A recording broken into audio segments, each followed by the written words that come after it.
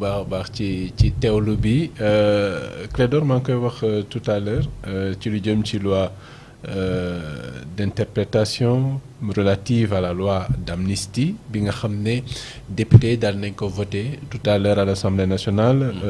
vote boo xam ne lu toll ci 129 participations c'est-à-dire 129 députés ñoo voté 109 yi ñoo voté pour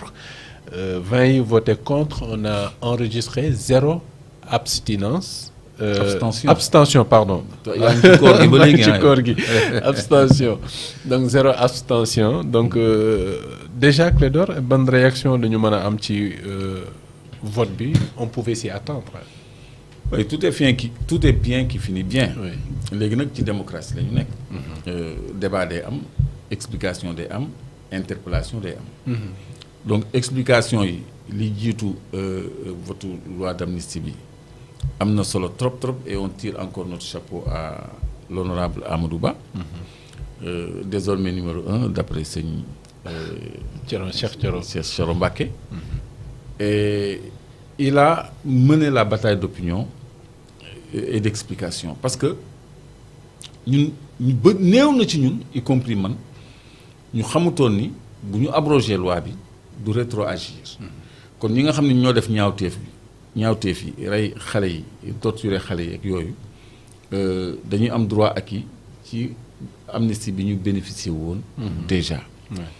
parce que abrogation bi ci kanam lay concerner et non li ci gannaaw donc te objectif bi moo doon ñi nga xam ne ñoo commettre crime de sang yi ak torture yi ñu bañ leen dëxëñ ci biir loi d'amnistie bi kon ñooñu lañu seppi rek ci loi d'amnistie bi pour que ñu mën leen a àtte ëllëg donc régime mu ñuy won vote bi ni mu tëddee point rouge yi mooy ñi voté contre mais point vert yi ñoom ñoo ëpp donc ça veut dire que 109 voix contre 20 la loi bi jàllee donc débat bi ko précédé c'est bien donc am na ñoo xam ne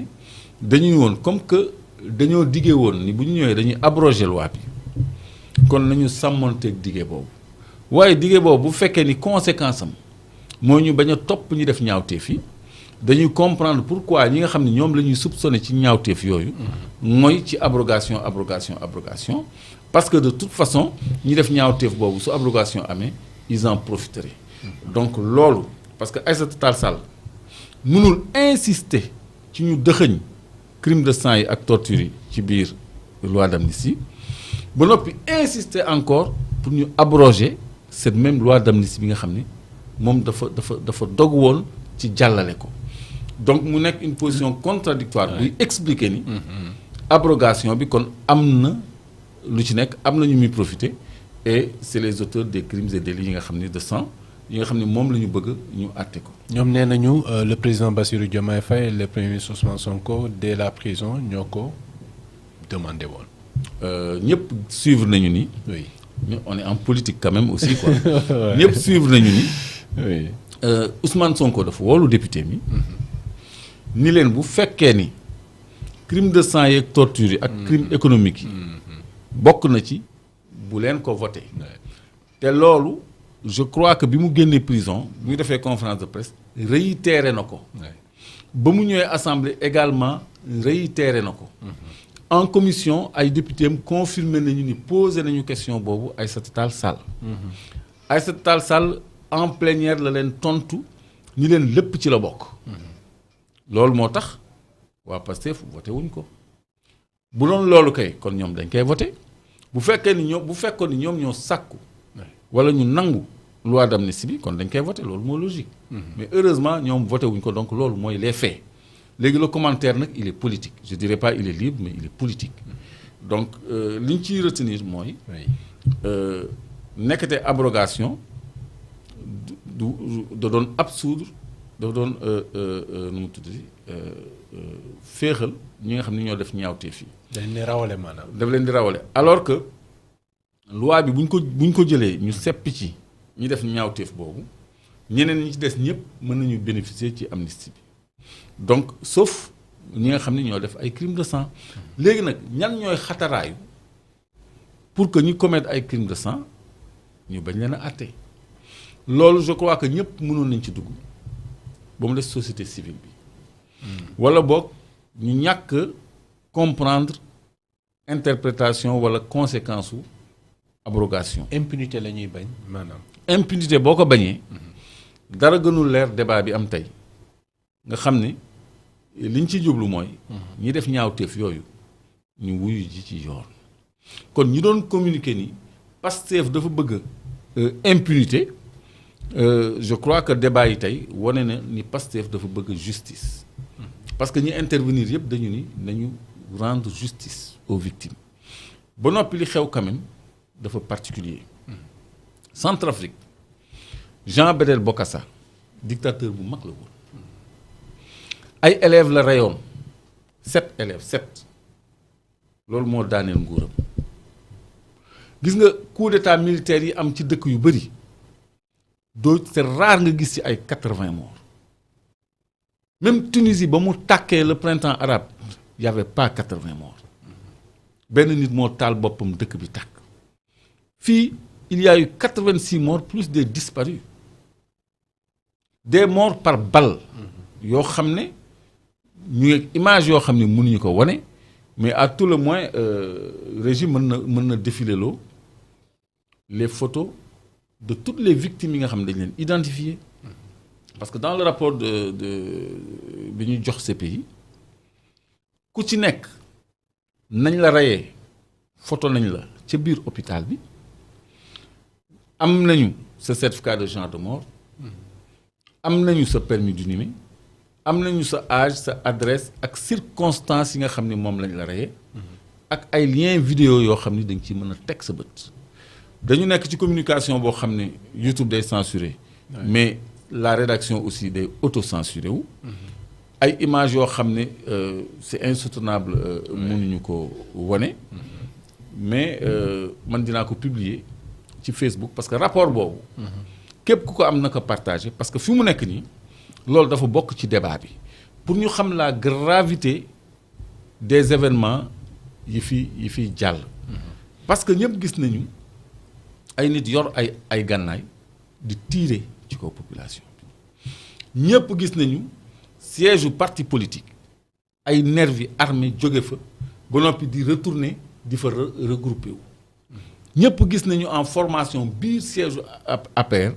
ay nervis ak seen ay commandants ñu leen di jox ay consignes te am nañu ay traçabilité de transfert d'argent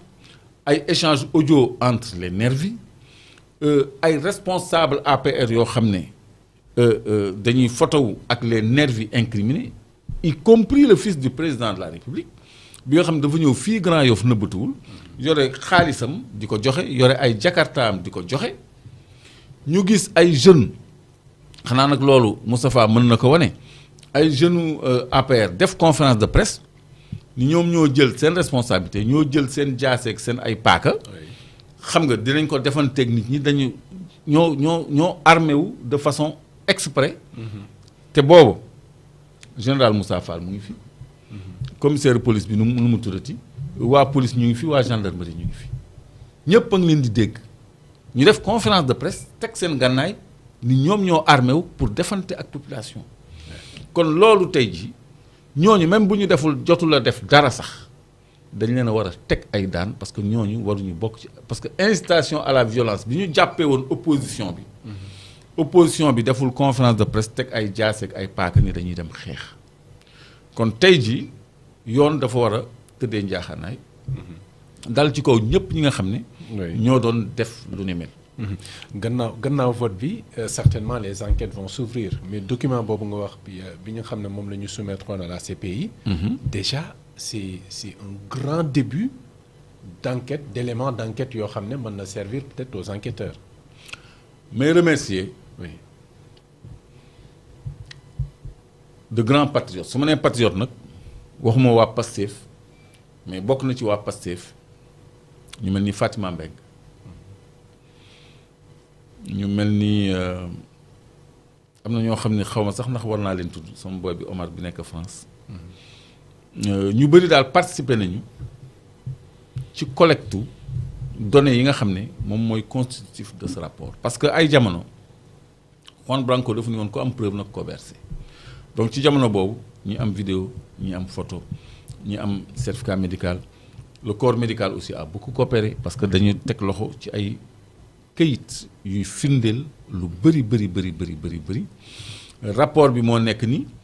intitulé bi mais mënuñu ci wane lu bëri mënuñu ko ci wane parce que daf ci am ay images yu insoutenable yoo xam ne deret kese la ay biir yu ubbeeku butit yi di génn ay bopp yu xar par bal ay cër yu dagg carrément di nàcc menton yu tas ay sikkim yoo xam ne dafa tas ba yax bi di génn ay images yoo xam ne yu naqaree gis la bon lii sax image bu neex a gis la parce que ku ñu cicatriser la et yooyu ñu ngi collecté lépp ak ay liens vidéo et tout pour rappel bi Macky demee États-Unis Tunkara image yooyu la doon teg en boucle mu nekk loo xam ni dafa émouvoiroon nit ñi ba noppi ci rapport bi ay virement Wave sax mu ngi ci ak ay échange communication mu ngi ci ba ci ay transfert d'argent donc liggéey bu mëtale la boo xam ne maa ngi gërëm ñëpp ñu ci participer un tant soit peu te bokk na ci ñi nekkoon seeni balcon di jël ay film wala ay photo di ko posté di ko yónnee ku ci nekk ci Sénégal liggéey nga ci feeñal li nga xam ne moom moo amoon ci jamono jooju loolu yëpp la ñu récapituler nag te boo jàngee rapport bi da ngay xool ne c'est vrai que 2021 amoon nañu 14 morts mais diggante le 1er ba le 7 juin lañ ca rey ci nit jéggi na dayoo trop 86 morts donc nga gis seen këyit seeni tur conditions yu ñu deewee te ñi ci ëpp par balle lañ leen rey comme ni ko benn médecin attesté donc da ngay gis ci image yi am na yoo xam ni xëy na c'est insoutenable xam naa da koy xool ndax war na ko mën a jàllale ou pas mais Moustapha ngir yàlla yi mën a jàll te amul deret nga jàllale ko pour ñu xam ni wala këyitu hôpitaux yi certificat de genre de mort yi nga jàllale ko pour ñu xam ne rapport bi dafa détaillé dafa précis dafa illustré dafa complet kon waa Pastef mënuñu tànqamlu lii non lii communiqué mooy ki tàkkoon Colobane ñu ni manifestant la woon alors que ku doon nelaw ci éponge am la ñu sànni lacrymogène mu tàkk ba xam ba kenn mënu ko identifier sax li affaire manque ba mu ngi fi lu bula li yëpp ay liens la yoo xam ne ça renvoie à des vidéos demal donc tout est dans un rapport boo xam ne dañ koo liggéey ba mu jekk ñu jox ko CPI rapport bii nag enquêteur bu fi nekk lépp loo soxla pour xam ko benn base documentaire yi nii boo xam ne am na ay pièces jointes am na ay liens yu explicites am na ay images yu parlant yoo xam ni du ay léeboon ak léppoon mais li fi amoon yépp la ñu retracé ba mu leer pour enquêteurs yi y compris nervis yi nga xam ne ñoo doon tiré ci population yi photo nañ leen seen ay oto identifié nañ leen ba ci ay oto présidence ba ci ay permanence bi nga xam ni fa la pick-up yi doon jóge ba ci suñu ay nit ñi nga xam ne dañ leen doon rey di leen diri ci tali bi ak yu manipulation yu ñu def ci période boobu yépp ak toutes les personnes visées wax dëgg yàlla mu ngi ci rapport bi kon ñi demander justice nañu xam ne ñun li ñu bëgg ñu teg ko ci table bi dañ ko téye ba pare lii di défilé nii seen bët gis nga kii kayitu hôpital la Pape Amadou Keita lépp li ko dal certificat de genre de mort te ça atteste de mort par balle donc continuer lii yëpp ay événement la ay Ablaye Diédhiou niñ ko reyee ak fi ñu ko reyee ak jour bi ak certificat de constatation de blessure bu constaté blessure par balle à l'abdomen xam nga date yeeg lépp a ngi ci te lii ay kayitu docteur la du loo xam ni dañ ko mën a miim xoola moom bu ñëwee ci image ndeysaan dafay hésiter mais ngeen comprendre ko parce que dafa am ay images yoo xam ni. très choquant duñ ko mën a wane. moo tax day dagg ba noppi xool ba xam ne lii lu ñu mën a wane la lii ay ballu kii la ay chevrotine lay nuróol donc bal yi tamit dafay gaañ mais à bout portant mën na rey donc liens yi ngeen di gis yëpp ay vidéo la li ngeen di gis yëpp ay liens vidéo la donc liggéey la bu ñu def boo xam ne mënuñu ñàkk mettre les responsables de ces forfaits là devant leurs responsabilités te am na ci nag maa ngi gis ay débat sur les forces de l'ordre ak yooyu tout ça mais am na ci ay borom tenue yoo xam ne quand même seen responsabilité c'est engagé certificat de genre de mort bi romb léegi bi ñu souligné en rose foofu dafay attester ni nit ki bal lañ ko dóor ci biir loolu moo ko rey moom la ñu souligné en rouge en rose noonu donc mën nga continuer donc je disais que am na ay hommes de tenue yoo xam ne tamit mënuñ leen ci ñàkk tudd comme le colonel Adama Gueye bi réceptionné ay munitions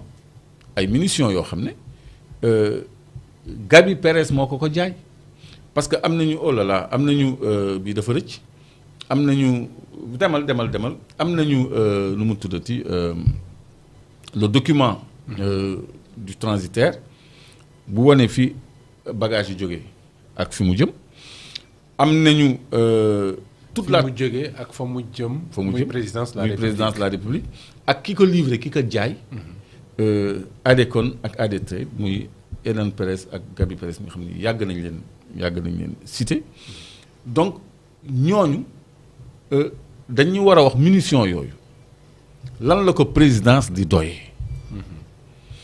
kii koo xam ni xelam neexul dañ ko dóor bal mu dee Ndoye la sant turam a ngi ci suuf ñoom ñëpp ils ont leur nom et les circonstances yi ñu leen reyee Mamadou Ndoye ci rapport bi donc lii liggéey la boo xam ne xëy na tous les responsables muy commissaire muy militaire muy civil dañ leen war a situer parce que foofu lañu toll kon liggéey bi je crois que base la boo xam ne war nañ ko mën a tijji pour situer les responsabilités kon loi d'amnistie bi buñ ko abrogé woon lii day nërmeelu day nax saay te lii nit ñi dañ koo dej pour tey jii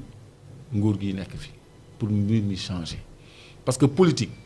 waratul nekk rayante politique comme li xew assemblée la war a doon werante argument contre argument mais pas balle réelle contre pierre wala lacrymogène contre loolu vraiment niveau démocratie Sénégal war na ko dépasser moo tax gis nga bi ñu autoriser élection enfin bi ñu organiser élection yi dafa déroulé wu ci civilité ak jàmm ñu proclamer résultats yi mu jeex bant damul mais loolu rek la peuple bi bëggoon ñu xañ ko candidat bi mu bëggoon mu am candidat de substitution mais peuple bi nangu loolu dem quand même élection samp président Diomaye Faye di doxal kon léegi nag ñi nga xam ne ñoo nekk les martyrs ci chemin boobu ak ñi subir yenn sacrifices yi il faut leur rendre justice mais naka la ñu mën a expliquer également cette agitation bi nga xam ne moo wër cette loi interprétative là parce que jaaxal na ñu bëri parce que ñii di défendre le fait que dañu war a mën a abroger totalement la loi d'amnistie alors que xam nañ piège bi conséquence bi c'est-à-dire que la ñu jublu woon ci abrogation bi finalement du ñu am effet bi beneen bi mooy bu fekkee ne par exemple dañu gis ñoo xam ne ñu ngi défendre ne askan wi yëpp la ñu bëgg mooy ñu abroger totalement position yooyu naka lañ ko mën a comprendre au regard de la demande bi nga xam ne en tout cas sénégalais yu bëri ñu ngi bëgg ñu rendre justice ñi nga xam ne ñàkk nañu seen bakkan wala ñu blessé wala ñu tële jamono ji te loolu yëpp violence yi moo leen ko teg. angoisse tiitaange ak njàqare moo waral ñoom ñuy def tout pour ñi nga xam ne defoon nañu ñaawteef yi te Macky Sall amnistie woon leen ba pare. ñu continuer bénéficier de la loi d'amnistie parce que buñ ko abrogé woon ñooñu ils auraient bénéficié de la loi d'amnistie pourtant Amadou Ba expliqué na ko ba mu leer ba ma jàpp ni ku bëggul comprendre yaay bañ a comprendre mais leer na bu fekkee ni ñi def ñaawteef bi nga bëgg ñu àtte leen yow da ngay ànd ak nguur gi ci proposition de loi bi mu def donte negam permettre na ñu àtte ñi def ñaawteef yi kon tey jii nguur ga woon nekk opposition tey dañuy liir ci ñoom benn njaxare benn tiitange parce que quand même Aïssata Tall Sall moo fi demoon bitim réew ni violence yi ay forces occultes ñoo fi nekk ñoo xam ni dañoo mbubboo salafiste ay nit ñu doy waar ñoo def loolu. amoon nañ certainement ay éléments d'information concernant ça ba ñu am fitu wax ko noonu. déedéet loolu